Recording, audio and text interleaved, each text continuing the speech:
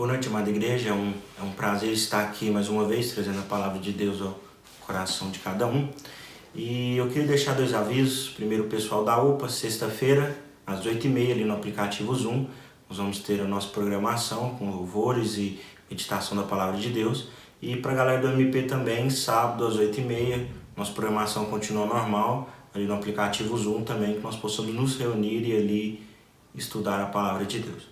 Meus irmãos, agora partindo para o nosso estudo, queria ler um salmo com os irmãos, Salmo de número 7, versículo 1.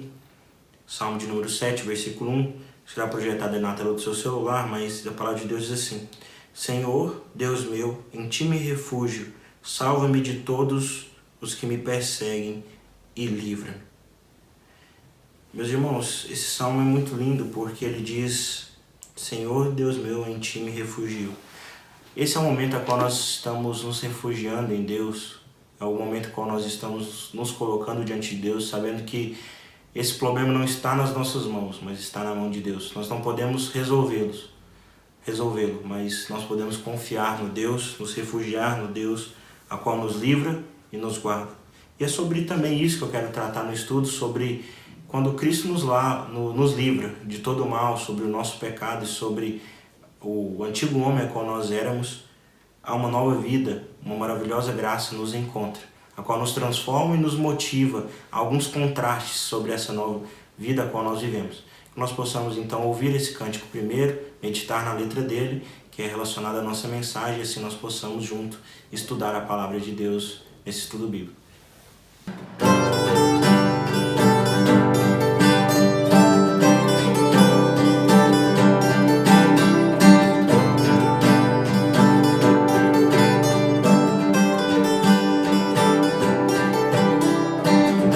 Derrotou a escuridão e me amou até o fim. É o Rei da Glória, é o Rei dos Reis, Jesus. Com sua voz sacode a terra, em sua presença não há palavras. É o Rei da Glória, é o Rei dos Reis, Jesus. Maravilhosa graça, seu infinito amor tomou em meu lugar, a minha cruz levou, sua vida entregou para me resgatar. Pra sempre eu canto o que fizeste a mim.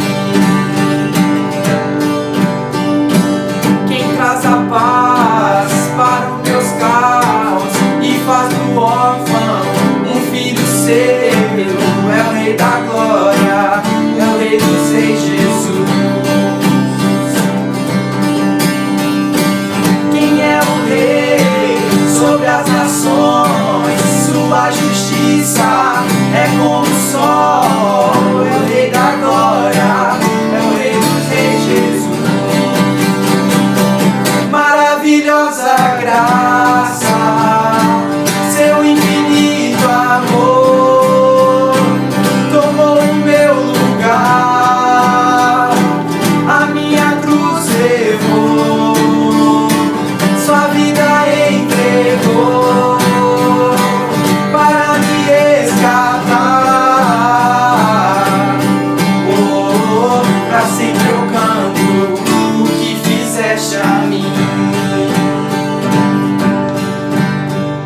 Digno é o Cordeiro de Deus, digno é o Cordeiro que a morte venceu, digno é o Cordeiro de Deus, digno é o Cordeiro que a morte venceu, digno é o Cordeiro de Deus, digno é o Cordeiro que a morte venceu, digno é o Cordeiro de Deus, digno é o Cordeiro que a morte. Maravilhosa graça, seu infinito amor tomou o meu lugar, a minha cruz levou,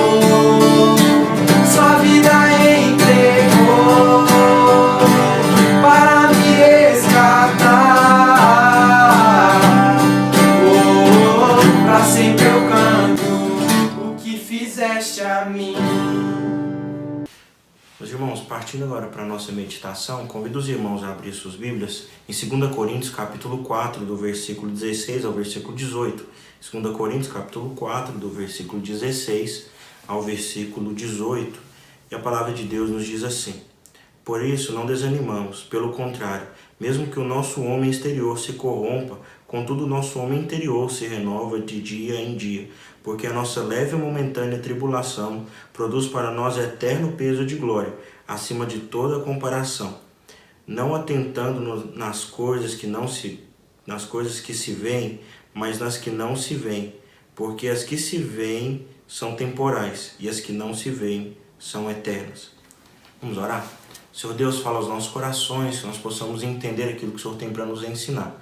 Muito obrigado por essa noite, que nós possamos ouvir a Tua voz. Essa é a minha oração em nome de Jesus. Amém.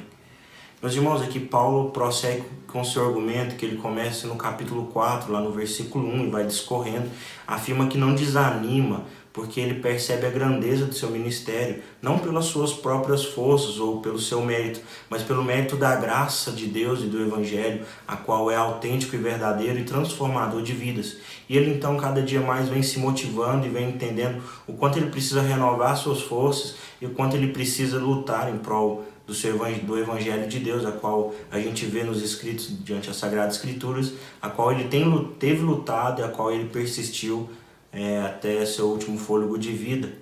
Mas eu quero trazer aqui alguns contrastes que Paulo nos deixa nesse texto, mostrando sobre o quanto nós precisamos enaltecer essa maravilhosa convicção a qual ele tem e a qual nós precisamos ter também.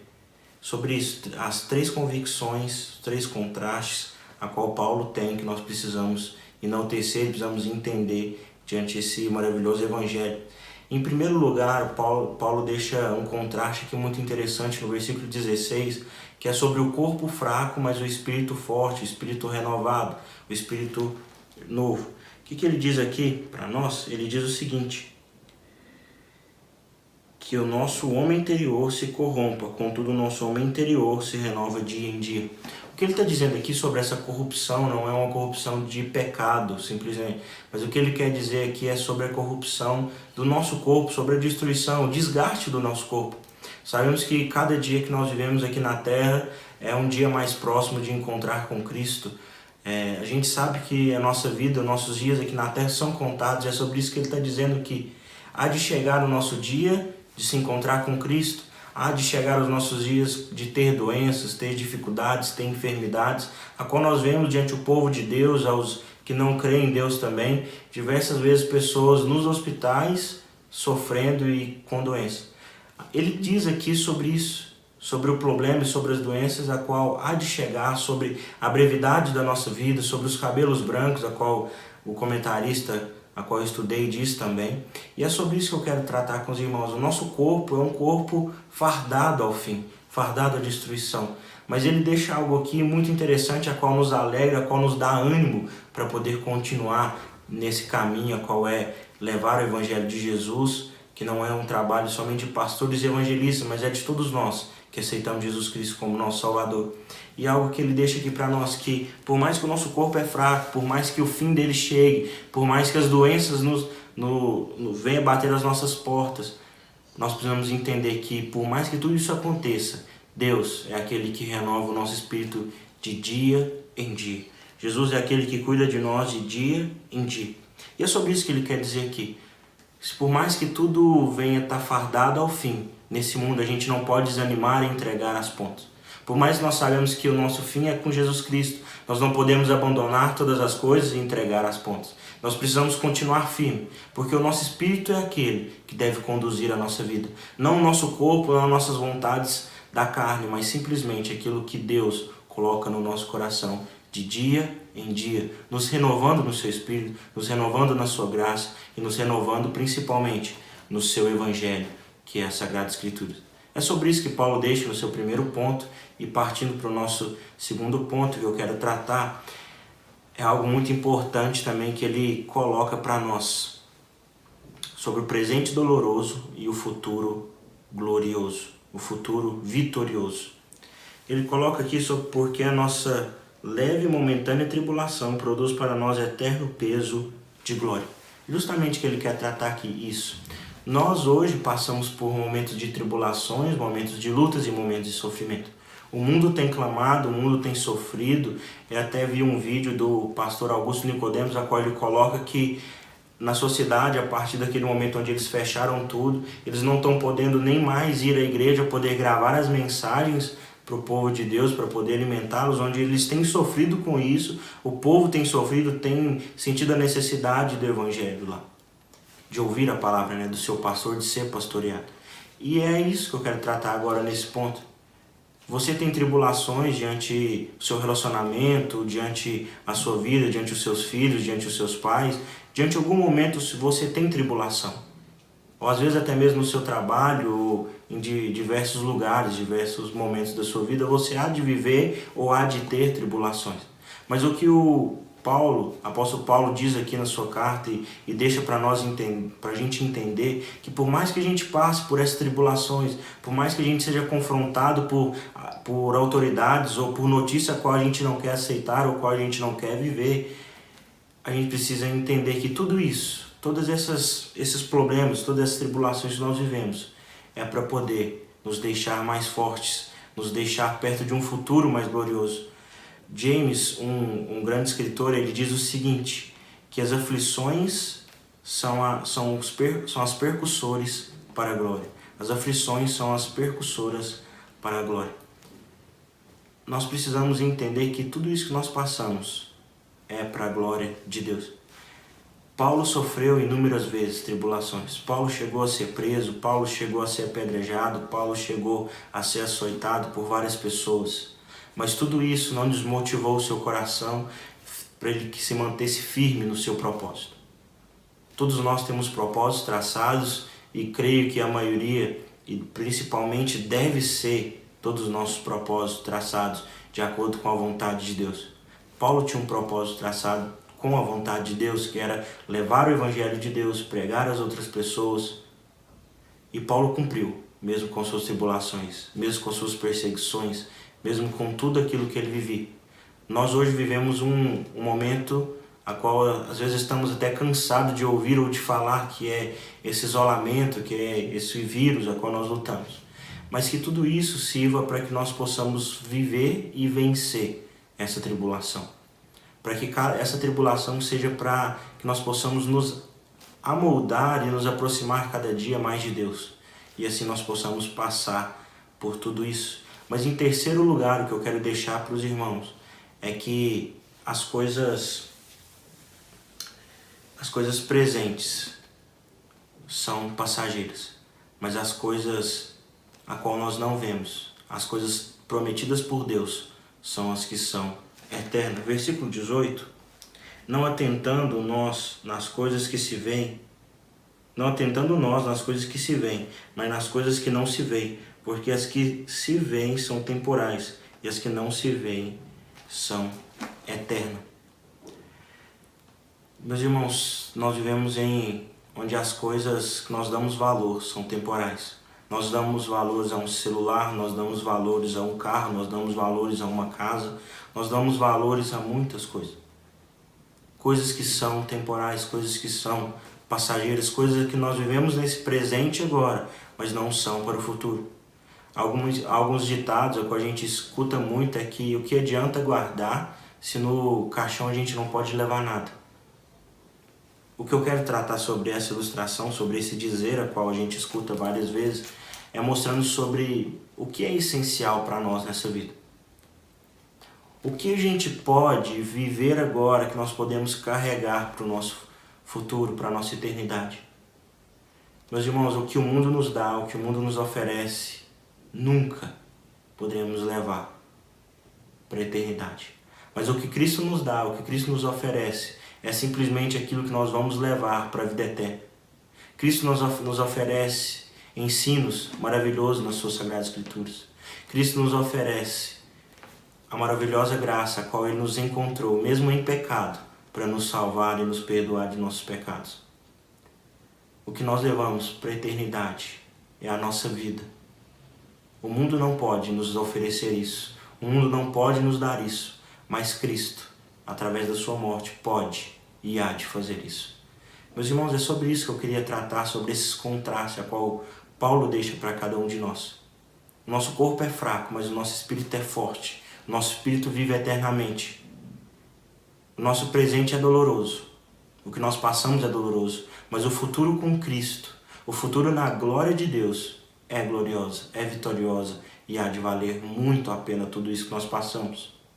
Em terceiro lugar, as coisas visíveis, as coisas palpáveis a qual nós temos aqui na terra, são todas passageiras, todas fartadas da decomposição, a destruição desse mundo. Mas aquilo que Cristo deixa para nós, aquilo que Cristo nos ensina, o seu conhecimento e a sua verdade, é algo eterno, é algo que nos leva para junto a Ele. Meus irmãos, que nós possamos lembrar desses contrastes. O que há de mais precioso na nossa vida, o que nós aprendemos de mais precioso nessa quarentena. Te convido a na sua casa, durante essa semana, refletir sobre o que Cristo te ensinou nessa quarentena.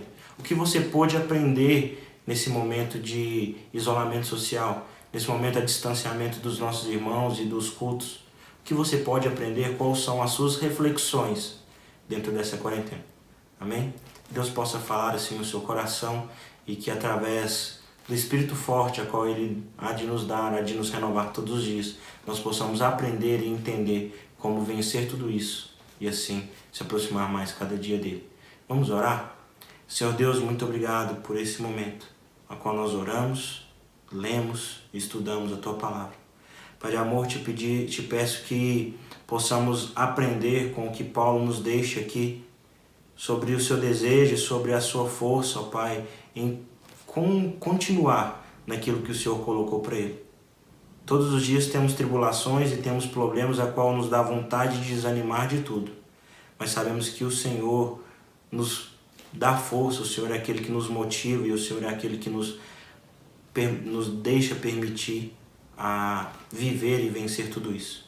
Pai de amor, muito obrigado pelo Teu amor, por essa graça a qual o Senhor nos encontra e a qual o Senhor nos salva. Essa é a minha oração em nome de Jesus. Amém.